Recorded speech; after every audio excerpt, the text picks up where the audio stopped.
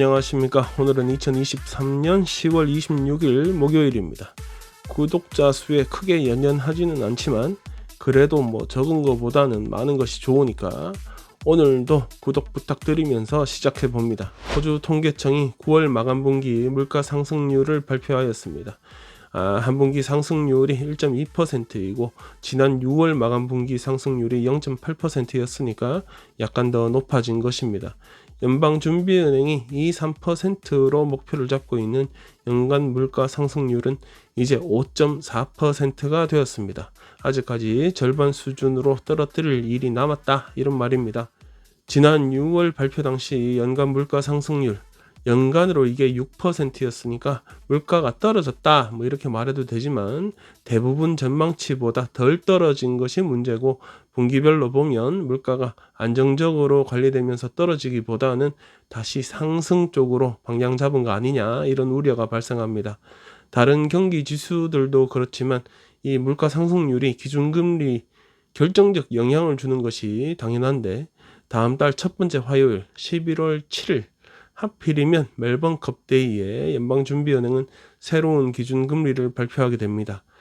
말 달리는 시간이 한 3시쯤 되니까 기준금리 발표 시간이 2시 30분. 그렇다고 이게 꼭 연결된다 이런 말은 아니고, 이번에는 꼭 우승말을 맞춰봐야 되겠다, 이런 동기가 부여되었다 는 것도 좀 웃기고, 하여튼 여튼 그렇다는 말입니다. 준비은행 총재 미첼 블록은 목표인 2~3%에 더 적합한 속도로 도달하지 못할 것이다, 이렇게 판단한다면 기준금리 인상은 피할 수 없을 것이다, 이렇게 경고하였습니다. 웨스팩 제외한 빅4, 컴뱅크, NAB, ANZ 모두 이번 기준금리는 인상하게 될 것이라 전망하고 있고, 멜번컵 관련하여 일 열심히 하고 있는 우리 도박사들은 기준금리 인상 확률이 70%라고 밝혔습니다. 한국으로 치면 도시개발부 같은 Department of Transport and Planning, 요 부서에서 내어놓은 빅토리아 인 퓨처, 빅토리아의 미래 모습, 미래 빅토리아라는 보고서에 따르면 2021년에서 2036년 사이 멜번 인구가 490만에서 640만 명으로 늘어난다고 합니다. 150만 명 늘어난다는 말인데, 그 늘어난 인구 중 84만 명은 멜번 서쪽, 북쪽, 남동쪽 신도시 지역에 거주하게 되어서 멜번의 미래 모습은 높아진다기보다는 옆으로 확 이렇게 확장되는 형태가 될 것이다, 이런 전망입니다. 공개된 데이터를 보면 당연한 이야기지만 인구 증가가 전체 지역에 따라 일정한 비율로 나타나지는 않습니다. 이미 자리 잡은 동네 경우는 아무래도 증가세가 덜한 편이라고 합니다. 신도시라고 하여도 도심인지 지방인지 헷갈리는 지역도 포함되는 것이라는데, 데이터에 주로 언급되는 지역은 윈덤, 멜튼, 휴움, 위틀시, 케이시, 미첼, 카디니아 정도입니다. 예를 들어서 미첼샤이어 같은 경우는 141%나 인구가 증가할 것이고, 멜튼은 93% 증가할 것이라는 말입니다. 전망은 전망이고, 얼마 전 빅토리아 주정부가 발표한 새로운 주택 정책을 보면 이미 제가 몇 번 언급하였었는데, 신도시 개발보다는 이미 자리 잡은 동네 쪽으로 주택 공급에 더 집중되어 있습니다. 신규로 공급되는 주택의 70%를 인구가 더 많이 몰릴 것이라고 예측이 되는 신도시가 아닌 기존 지역에 공급하는 것이 포함되어 있는데, 그러니까 위에 전망치하고 결이 좀 다른 이야기가 됩니다. 누가 봐도 신도시 지역에 더 많은 무게를 두는 것이 정답일 텐데, 그러기 위해서는 신도시 지역의 기본적인 개발은 물론 신도시 중심의 일자리도 창출돼야 되고, 기존의 도심 지역과 이어지는 교통 인프라도 구축해야 되고, 이것도 하고 저것도 하고 돈 들어가야 하는 일은 엄청나게 많은데, 돈이 없다 보니까 이미 닦아놓은 길이 있는 동네에 집을 더 빼곡하게 지으라, 이런 컨셉이라는 것입니다. 한마디로 통장에 돈은 하나도 없는데 잔치에 사람들은 열나 많이 오겠다고 하고, 소를 잡든 돼지를 잡든 해야 하는데 그냥 집에 있던 먹던 김치 꺼내놓자, 이런 상황이라는 말입니다. 어제에 이어서 오늘도 부동산 관련 뉴스, 부동산 뉴스 하면 아무래도 사람들이 좀 더 보는 경향이 있어서 좀 얄팍하게 뉴스에 넣어보게 되는 것 같습니다. 호주의 부동산 시장에서 거래가 가장 많은 계절은 아무래도 봄입니다. 그 다음 거래가 많은 시즌이 부활절 직전 시기입니다.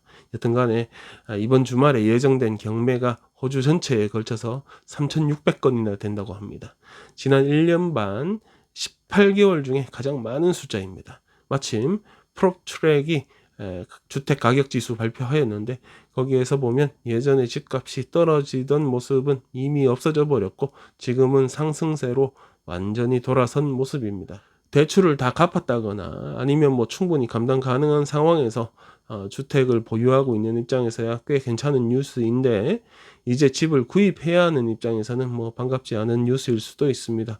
요즘 같은 고금리, 고물가 시대에서 누가 집을 구입하겠냐 싶지만, 더 높아지기만 하는 주택 임대료 감안하면 능력이라는 능력은 다 쥐어짜가지고 집을 구입하려는 사람이 많은 것도 충분히 이해가 됩니다. 문제는 뭐 그렇게 쥐어짜서 시장을 딱 쳐다보면 집값이 너무 비싸다는 거. 이 상황에 프롭트랙이 나름 저렴하게 주택 구입이 가능한 지역을 추려보았습니다. 어느 지역일지 좀 뭐 당연히 예측이 되는데, 아까 두 번째 말씀드린 뉴스 머리에 넣고 동네 이름 쭉 보니까 투자하려면 어디로 해야 되겠다, 이렇게 답이 좀 나옵니다. 일단 제가 살고 있는 멜번 이야기부터 하고 다른 지역은 동네 이름이랑 가격이랑 한번 나열을 해보겠습니다. 먼저 멜번의 단독주택, 멜번 광역지역 전체 중간 가격이 한 81만 불 정도 되는데, 멜튼은 46만 7,500불, 멜튼 사우스는 49만 1,000불로 아직 50만 불 아래에 가격이 형성되어 있습니다. 같은 지역의 공동주택, 유니트라고 하죠. 중간 가격은 36만 5,000불, 37만 불 형성되어 있습니다. 달라스하고 브로드 메도우스가 돈십에서 가까운데도 저렴한 지역으로 조사는 되었습니다. 동네가 근데 좀 아파트를 비롯한 공동주택은 어제 저렴한 임대료 지역으로 꼽힌 알비온이 다시 이름을 올렸습니다. 판매 중간 가격이 27만 8천 불로 30만 불을 넘지 않고 있습니다. 도심과의 거리가 불과 4, 5km 떨어진 트라방코나 플레밍턴 35만 불 전후로 집계되었습니다. 참고로 플레밍턴에는 제가 좋아하는 락사집이 있습니다. 시드니를 보면 한국말로 흑석동이라고 부르죠. 블랙타운 지역에 있는 동네들이 순위에 올랐습니다. 60만 불 초중반 가격으로 형성이 되어 있는데, 첫 주택 구매자라면 경매에 도전해 볼만 하기도 합니다. 그런데 뭐 여기가 제가 기억하는 그 흑석동 지역들이라면 좀 망설여지기는 할 것 같습니다. 유니스의 경우는 그래도 뭐 시내에서 거리가 가깝다고 봐야 하는, 예전에는 좀 멀리 느껴졌는데 이제는 뭐 가깝다고 해야 되겠죠. 라켄바, 와일리 파크 등이 40만 불 아래로 조사되었습니다. 브리즈번으로 넘어가 봅니다. 단독주택 경우는 시드니보다 도심에서 더 떨어져 있는 동네들이 순위를 차지하였습니다. 러셀 아일랜드, 라이들리, 투굴라 뭐 이런 데인데, 도심에서 50에서 70km 떨어진 곳들이 40만 불 이하로 가격을 형성하였습니다. 유닛은 전부 로간 지역에 있는 동네들이 차지하였습니다. 30만 불 넘지 못하고 있고, 도심과의 거리도 뭐 멀다고 하기에는 좀 그러니까 숫자로만 보면 꽤 괜찮은 선택지로 보입니다. 다음은 퍼스입니다. 단독주택의 경우 역시 40만 불 아래로 주로 남쪽 동서부 지역에 있는 동네들이 저렴하게 조사되었습니다. 메디나, 알마데일, 칼리스타, 카밀로 등이 40만 불 아래로 가격이 형성되었고, 유닛의 경우도 역시 남쪽 지역들이 가장 저렴하게 조사되었지만, 도심에서 10km로 떨어지지 않은 베이스워터, 글렌달로우, 웸블리도 30만 불 아래 가격으로 형성되어 있는 것이 신기합니다. 아델레이드는 북쪽으로 자리를 잡았습니다. 엘리자베스 사우스, 엘리자베스 노스, 남서쪽이 30만 불 전후 가격으로 형성되었고, 유닛의 경우는 역시 도심 북쪽에 있는 셀리스버리가 30만 불 전후 가격을 형성하였습니다. 멜번 인구뿐 아니라 호주 전체의 인구는 앞으로 꾸준히 늘어날 것이 분명합니다. 요즘같이 세계 정세가 더 불안해지고 있는 마당에 딱히 뭔 사고가 없는 호주 땅이 여러모로 다른 나라 사람들에게 더 매력적으로 보일 것입니다. 미리미리 도심에서 가까운 쪽으로 주택이나 뭐나 구입을 해둔다면 먼 훗날을 위해 꽤 괜찮은 투자가 될 것이라고 생각합니다.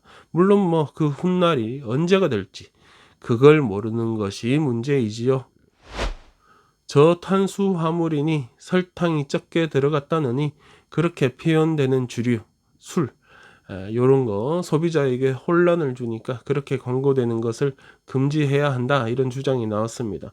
호주 암협회가 지적을 하고 호주 뉴질랜드 식품기준청 역시 술병에 적힌 영어로 로우 카브, 저탄수화물, 로우 슈가, 설탕이 적게 드는 거, 저당이라 그럽니까? 하는 표현이 무슨 술 마시면 몸에 좋은 것처럼 생각할 수 있다, 이런 지적을 하는 것입니다. 요즘처럼 제로 알코올 음료의 경우는 어떨지 모르겠지만 음주는 각종 암과 질병의 원인이 되는데 탄수화물 좀 적게 들어갔다고, 설탕 좀 적게 들어갔다고 더 건강한 음료, 헬시아 드링크라고 소비자들을 호도하는 것은 금지되어야 한다, 이런 주장입니다. 호주 암협회에 따르면 호주에서 매일 15명이 음주와 관련된 질병으로 사망하고 있고 7가지의 암을 유발하며 무려 200여 개의 질병 원인이 된다고 합니다. 무엇보다 탄수화물이나 설탕 덜 들어간 것이 실제로 누군가를 더 건강하게 하는 것인지, 그건 뭐 누구냐에 따라서, 상황에 따라서 다른 문제일 텐데 그런 정확한 근거도 없이 물건 더 팔아먹겠다고 무슨 건강음료 마냥 광고에 쓰여지고 있다는 말입니다. 그래서 저는 얼마 전부터 음주량은 줄이고 주류의 퀄리티는 높이는 방법을 선택하려고 마음만 먹었습니다. 이게 돈 드는 일이잖아요. 그러니까 신중하게 결정해야 하겠습니다. 그나저나 설탕 좀 없다고 그거 마신다? 탄수화물 좀 없다고 그거 마신다? 그런 분들은 그냥 이번 기회에 술을 끊는 방법도 고민해 보시기 바랍니다. 네, 오늘 준비한 소식은 여기까지입니다. 구독해주고 계신 여러분들께 다시 한번 감사드리면서 오늘도 좋은 하루 되십시오. 저는 별일 없으면 내일 또 만나겠습니다.